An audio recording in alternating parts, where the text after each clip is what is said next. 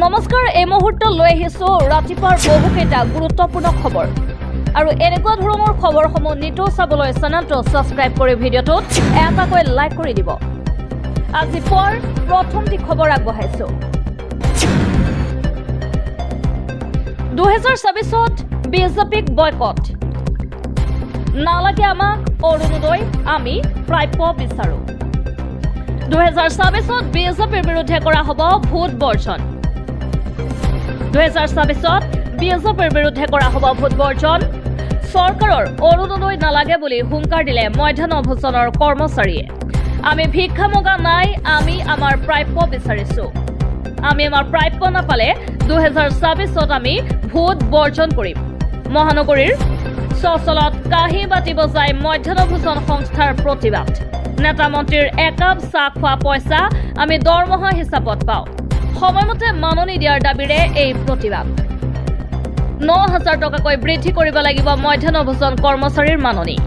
9,000 টকাকৈ মধ্যাহ্ন ভোজন কৰ্মচাৰীৰ মাননি বৃদ্ধি কৰিবলৈ এবাৰ প্ৰতিবাদত নামিল মধ্যাহ্ন কৰ্মীসকল। লৈ আহিছো অন্য এটি খবৰ। দিল্লীৰ নতুন মুখ্যমন্ত্ৰী ৰেখা গুপ্তা। দিল্লীৰ নতুন মুখ্যমন্ত্ৰী ৰেখা গুপ্তা। বিজেপিয়ে ঘোষণা কৰিলে মুখ্যমন্ত্ৰীৰ নাম। বিজেপিয়ে ঘোষণা কৰিলে দিল্লীৰ নতুন মুখ্যমন্ত্ৰীৰ নাম। দিল্লীৰ নতুন মুখ্যমন্ত্ৰী ৰেখা গুপ্তা। বিজেপিয়ে ঘোষণা কৰিলে মুখ্যমন্ত্ৰীৰ নাম।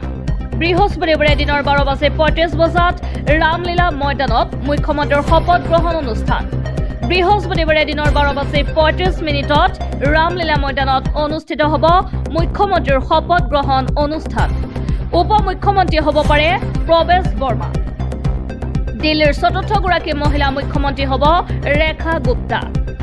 বিজেন্দ্ৰ গুপ্তা হ'ব পাৰে বিধানসভাৰ অধ্যক্ষ। বিজেন্দ্ৰ গুপ্তা হ'ব পাৰে বিধানসভাৰ অধ্যক্ষ। দিল্লীৰ চতুৰ্থগৰাকী মহিলা মুখ্যমন্ত্ৰী হ'ব ৰেখা গুপ্তা। উপ মুখ্যমন্ত্ৰী হ'ব পাৰে প্ৰৱেশ বৰ্মা। বৃহস্পতিবাৰে দিনৰ 12:35 ৰামলীলা ময়দানত মুখ্যমন্ত্ৰীৰ শপত গ্ৰহণ অনুষ্ঠান। বিজেপিয়ে ঘোষণা কৰিলে মুখ্যমন্ত্ৰীৰ নাম। দিল্লীৰ নতুন মুখ্যমন্ত্ৰী ৰেখা গুপ্তা। এতিয়া লৈ আহিছো অন্য এটি খবৰ। মাত্ৰ এটা ভুল কৰিলেই ভৰিব লাগিব বৃহৎ পৰিমাণৰ জৰিমনা। বাহনৰ গৰাকীলৈ এটা জৰুৰী খবৰ। এটা ভুল কৰিলেই আপুনি ভৰিব লাগিব বৃহৎ পৰিমাণৰ জৰিমনা। ৰাজপথত বাহন চলাওঁতে সাৱধান হওক আপুনি। এতিয়াৰে পৰা ৰাজপথত বাহন চলাওঁতে আপুনি সাৱধান হওক। কেনেকৈ কেতিয়া আপোনাক জৰিমনা বিহিব আপুনি উমানেই নাপাব। পুনৰ কঠোৰ যান বাহন আৰক্ষী।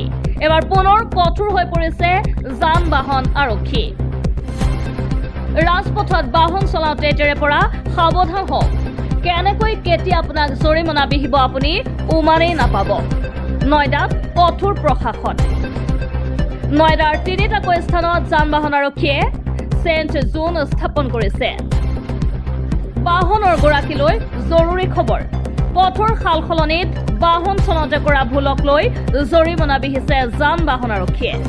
এই 3টা চেণ্ট জোনত যান বাহন আৰক্ষীয়ে দিছে নতুন নিৰ্দেশনা। লৈ আহিছো অন্য এটি খবৰ। ভাৰতলৈ অহা মাৰ্কিন যুক্তৰাষ্ট্ৰৰ আৰ্থিক সাহায্য বন্ধ কৰিলে ট্ৰাম্পে। ভাৰতলৈ অহা মাৰ্কিন যুক্তৰাষ্ট্ৰৰ আৰ্থিক সাহায্য বন্ধ কৰিলে ট্ৰাম্পে।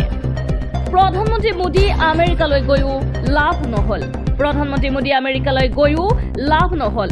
ট্ৰাম্পে বন্ধ কৰিলে ভাৰতলৈ অহা আৰ্থিক সাহায্য। মাৰ্কিন যুক্তৰাষ্ট্ৰৰ $21 মিলিয়ন আৰ্থিক সাহায্য একেবাৰে বন্ধ কৰিলে ট্ৰাম্পে।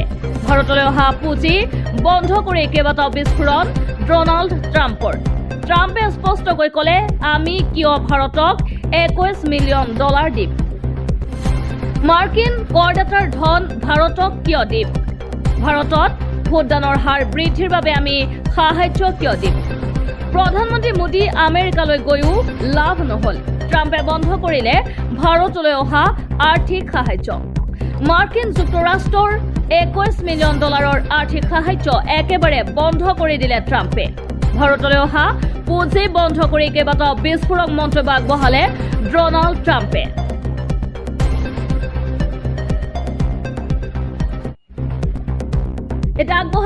অন্য এটি খবৰ আমেৰিকাত আত্মাই লুটিলে কোটি টকা হাহাকাৰ ডনাল্ড ট্ৰাম্প আমেৰিকাত সংঘটিত হৈছে বিশ্বৰ সৰ্ববৃহৎ কেলেংকাৰী ট্ৰাম্পৰ বন্ধু খুদ ইলন মাস্কে উদঙালে ভয়ংকৰ তথ্য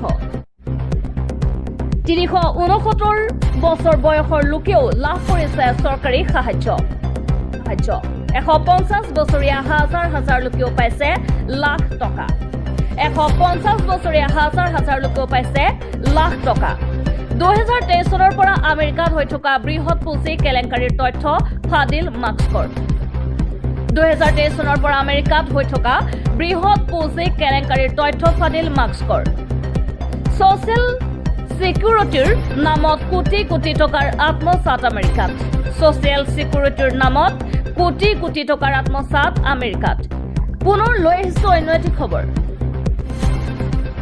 শ্ৰীমন্ত শংকৰদেৱ সংঘৰ পবিত্ৰ সংবিধান আৰু প্ৰতীক চিহ্ন জ্বলাই বিপদ টাইপা শ্ৰীমন্ত শংকৰদেৱ সংঘৰ পবিত্ৰ সংবিধান আৰু প্ৰতীক চিহ্ন জ্বলাই বিপদত টাইপাৰ বিৰুদ্ধে থানাই ৰুজু হৈছে গোচৰ সদিয়াৰ পৰা ধুবুৰীলৈ শ্ৰীমন্ত শংকৰদেৱ সংঘই ৰুজু কৰিছে গোচৰ থানাই শ্ৰীমন্ত শংকৰদেৱ সংঘৰ আইবাপ শ্ৰীমন্ত শংকৰদেৱ সংঘক চূড়ান্ত পৰ্যায়ত অপমান কৰিছে টাইপাৰ কৰ্মকাণ্ডত ৰাজ্যজুৰি গৰিহণা উত্তৰ পূৰ্বৰ সৰ্ববৃহৎ ধৰ্মীয় অনুষ্ঠান শ্ৰীমন্ত শংকৰদেৱ সংঘক অপমান কৰা দুষ্কৃতিকাৰীক গ্ৰেপ্তাৰ কৰক সৰুপথাৰ তিতাবৰ ৰহা বিহপুৰীয়া ডিব্ৰুগড় নাৰায়ণপুৰত আজি গোচৰ তৰিলে শ্ৰীমন্ত শংকৰদেৱ সংঘই শ্ৰীমন্ত শংকৰদেৱ সংঘৰ পবিত্ৰ সংবিধান আৰু প্ৰতীক চিহ্ন জ্বলাই বিপদত টাইপা এটা আগবাঢ়িছো পৰৱৰ্তী খবৰৰ মাজলৈ অশান্ত বাংলাদেশ শেখ হাছিনাৰ দিনত ভাৰতৰ সৈতে হোৱা চুক্তিৰ পুনৰ মূল্যায়নৰ দাবী শীঘ্ৰে দেশত সাধাৰণ নিৰ্বাচন অনুষ্ঠিত কৰাৰ প্ৰস্তুতি চলোৱাৰ সময়তে বাংলাদেশত ৰাজনৈতিক কাৰ্যকলাপ অতি তীব্ৰতৰ হৈ পৰিছে নিৰ্বাচনী পৰিৱেশত বাংলাদেশৰ নেতাসকলে ভাৰতৰ বিৰুদ্ধে সৰব হৈ উঠে বিএনপিৰ ভাৰপ্ৰাপ্ত সভাপতি তাৰেক ৰহমানে তিষ্টা বেংকত অনুষ্ঠিত এক সমাৱেশত কয় যে বাংলাদেশৰ উচিত প্ৰধানমন্ত্ৰী শেখ হাছিনাই ভাৰতৰ সৈতে কৰা একপক্ষীয় চুক্তিসমূহৰ পুনৰ মূল্যায়নৰ প্ৰয়োজন বিগত কেইদিনমানৰ পৰা তিষ্টা নদীৰ পাৰত সভা অনুষ্ঠিত হৈ আছে ভাৰতৰ পৰা তিষ্টা নদীৰ উচিত অংশ ৰক্ষা কৰাৰ উদ্দেশ্যে চৰকাৰী মাষ্টাৰ প্লেনৰ দাবীত সভা অনুষ্ঠিত কৰি আহিছে এই কাৰ্যসূচীৰ আঁৰত বিএনপি আছে যদিও সকলো ৰাজনৈতিক মতাদৰ্শৰ অসংখ্য লোকে ইয়াত অংশগ্ৰহণ কৰিছে